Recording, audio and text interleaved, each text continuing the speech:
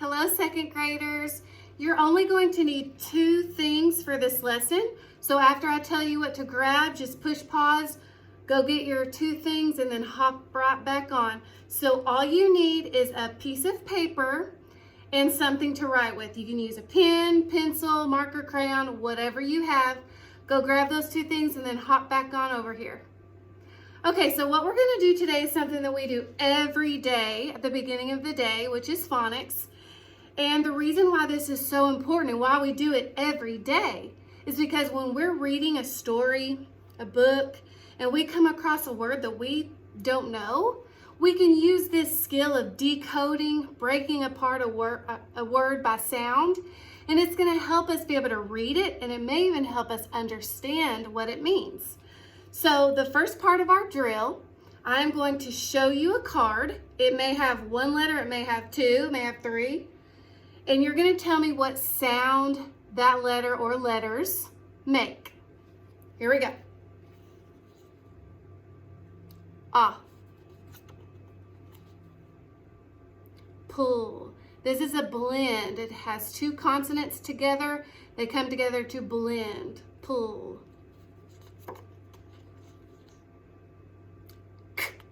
Now, where would we see this spelling pattern? Would it be at the beginning, middle, or end of a word? Think about this word, duck. Where do you hear the k sound? You hear it at the end. So this spelling pattern, you're not going to use at the beginning of a word. You're going to see it at the end. E. We saw this spelling pattern last week in our mentor sentence in the word defeat. The E and the A are a vowel team. They come together to make that long E sound, like in the word peach. Sm, another blend. J. B. S. Now, we would also see this at the end of a word. Usually, we see this if in the word, it has a short vowel sound. Kind of like in the word class. In class, the vowel says ah. So because it makes the short vowel sound, we double the S.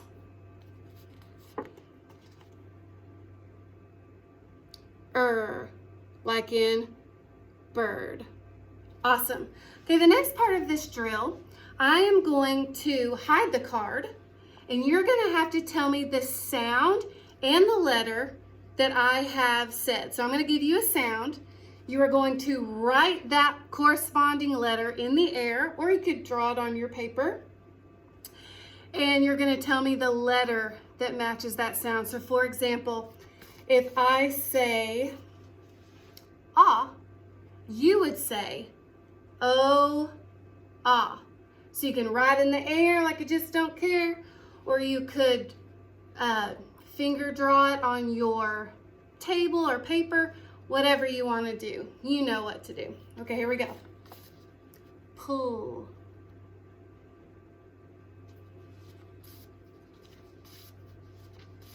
Sm.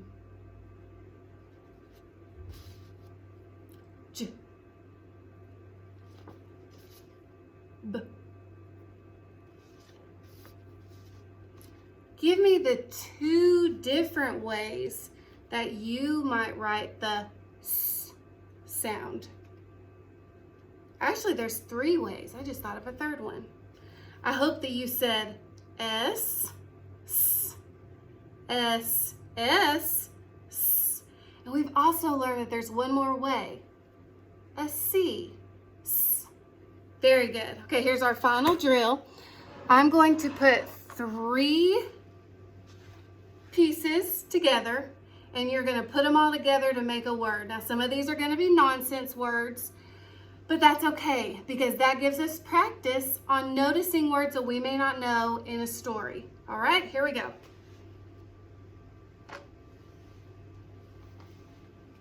Okay, I want you to take your finger and I want you to point as I'm pointing to each piece, and then we'll sweep over when we've read it all. Okay? Glaz. Glaz.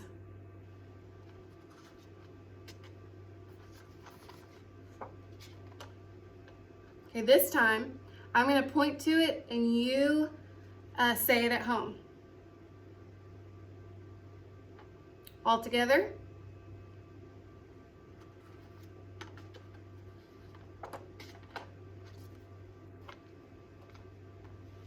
Okay, this time I just want you to read the whole piece without chunking it. Are you ready?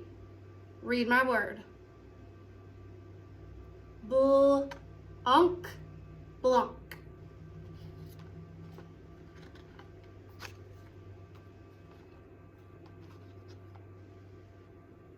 Ready? Read my word. Bull, o, f. This right here, we've learned that the O and A come together. It's a vowel team that says the long O, like in boat. Very good. Okay, so our goal of our lesson today is to be able to figure out meaning of words by understanding just a piece of it. Because we know that if we can know a little piece of it, it's going to help us understand the whole word. So, we're going to play a game. I am going to give you a clue, and you tell me what word you think that I'm thinking of, okay? So here we go. This is the word that means that you messed up. Mistake. I'm just going to write these words on my board so you can see how they're spelled. Okay, this word is the opposite of kind. So if someone's being mean to you, you might say that they are being unkind.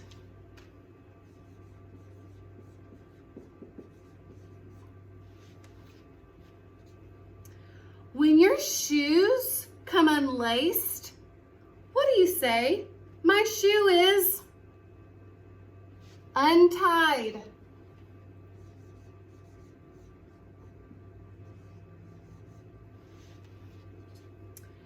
Now, what if you did something in class and the teacher just didn't think that it was very good? She might say, hey, you need to do it again. So what's that word that means to do it again? Redo.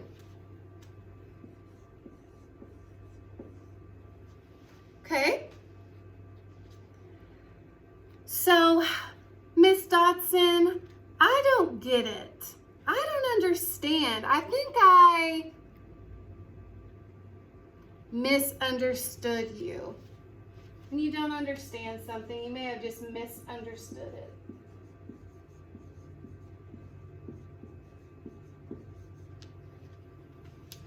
Okay, so I know some of you have been watching lots of TV, maybe some Netflix or YouTube. Now, what if I wanted to go backwards, maybe on the show or on YouTube? I would say I need to rewind. I need to go back.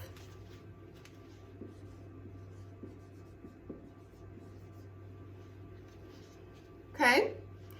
This is a word that means you like doing things by yourself. You don't need an adult's help.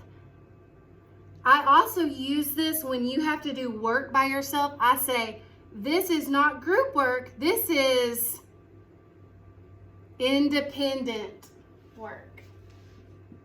Meaning that you can do it all by yourself.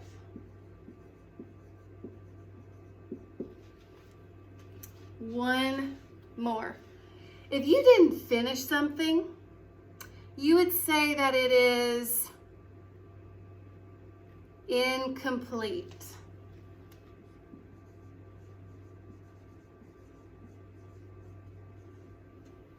Okay, so you know when we play the guessing game, that what we're really trying to do is to find a pattern in all these words that I have given you.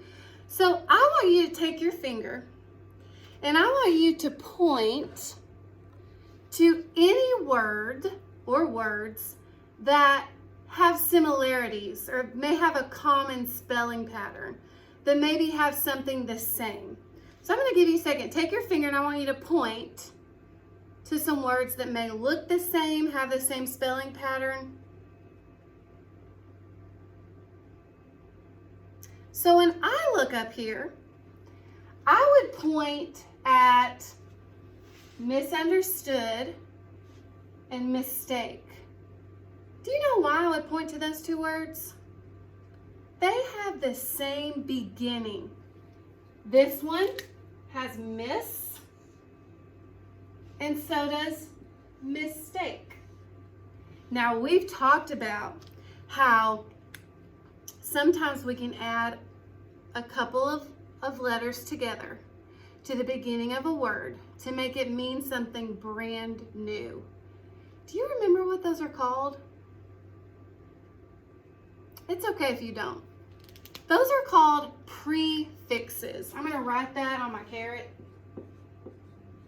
underneath my carrot. I'll explain why I have a carrot up there in just a second. So a prefix is letters put together at the beginning of a word that gives us a brand new meaning of the word. So miss is what we would call a prefix. Mistake, misunderstood. Well, the clue that I gave you for mistake was when you do something wrong. And if you misunderstood something, that means you didn't understand it. So what do you think miss means? Now, we've talked about this before, but it's been a while, so I want you to think about that. And when you know, I want you to whisper it to me, or if there's someone beside you, like your parent or your brother or sister or grandparent, whisper to them, what do you think miss might mean? I'm going to tell you. Miss, like in misunderstood and mistake, means wrong, like something is wrong. So I'm going to write just above it, wrong. So if I came across a word that had miss, I would know that it is giving it a new meaning, meaning that whatever root word it is, when I put miss in front of it, it means it's wrong or that it's not that. Do you see any other words that have the same pattern, have the same prefix? I see untied and unkind. They both have the prefix un. Now you know what un means. What does it mean? Whisper it to me. It means not. Untied means that it's not tied. If your shoe is untied, it means you better tie them because you're going to trip over them, right? Unkind is the opposite of kind. You are being not kind. So I'm going to write not on top of it just to remind us that un is a prefix that means not. And we add it to a root word, it changes its meaning to the opposite of it. Okay, I see two more words that have the same pattern. Do you see them? Redo, rewind. They both say re. Now, when I have to redo something, I have to do it again. I have to do it again. If I need to rewind my video, I need to go back and watch it again. So re must mean again. And then there's just one word left, and it is the word incomplete. Well, I noticed that there's a word in there that I've heard before. It's this word right here, complete. So I guess the prefix that is in this word, since all of my other words have prefixes, is probably this right here, in. Now we know that if something is complete, it's finished. So if it's incomplete, it means it's the opposite. It is not complete. So when I see in the front of a word, one meaning is that it's not. also know a word that says in, like I'm going in the building. So in can also mean like into, or you're going in. So you got to remember both of those meanings. Okay, so we just reviewed 4 prefixes. And let's remember what Miss Dodson said about what a prefix is. That's why I drew a carrot. I'm not crazy. So a carrot helps me remember what a prefix is, because a carrot is a root type plant. That means it grows under the ground. And so the main part of a word is called a root. So on this main vegetable, which is the carrot, I'm going to write root. That's the main part of the word. So like in the word unkind, kind would be my root word. So I'm going to write kind. Kind is my root word. It's the main word in that. And then over here, my little leaf attached to it. The leaf is added on to the beginning of the carrot, and it's going to completely change. So this right here would be my prefix. I'm going to attach it to that root, and it's going to change it. It's going to help it grow, and it's going to help it become something new. So when I add the prefix un to kind, it becomes a completely new word. It says unkind, which means not kind. So I hope that carrot image will help you remember that the prefix is kind of like the leaf on the beginning of it, the front of it.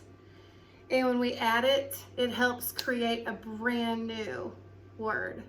Okay, so here's our practice. I am going to show you some sentences, and what I want you to do is you're going to help fill in the blank. So this is where your piece of paper comes in. Grab your piece of paper, and if you need to pause this after I give you directions, that's completely fine. So on your piece of paper, you're going to write the 4 prefixes that we just went over. So on the top of mine, I've written un, which means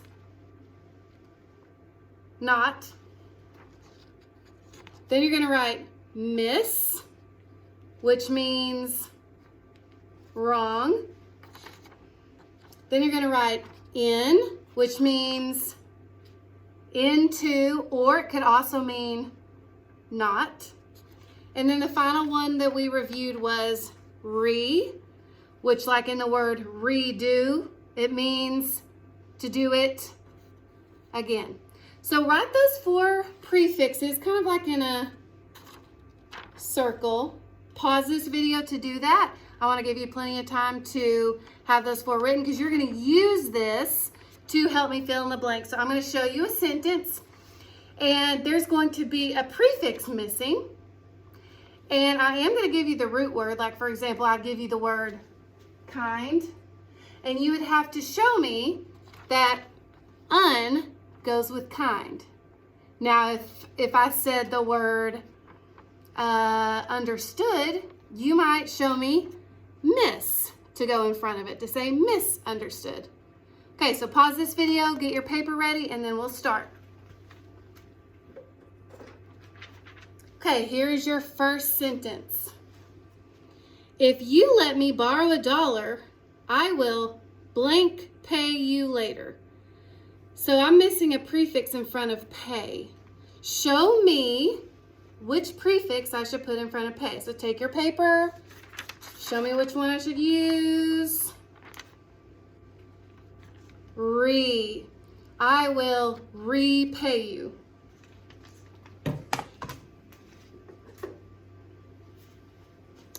I try to sound out a word, so I will not blank spell it when I write. So what word goes in front of spell?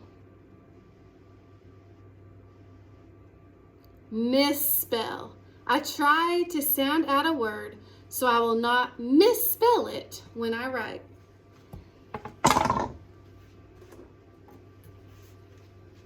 The student decided to blank read the book before she took the test. So there's a prefix missing in front of read. I hope you know this one. This is what us teachers tell you before you take an AR test. Reread. That means read it again.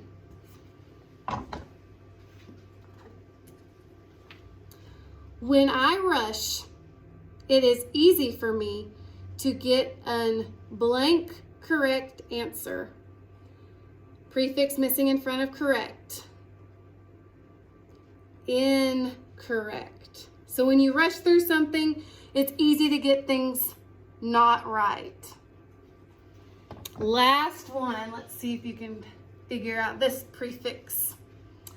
The teacher was very blank happy because she missed her students.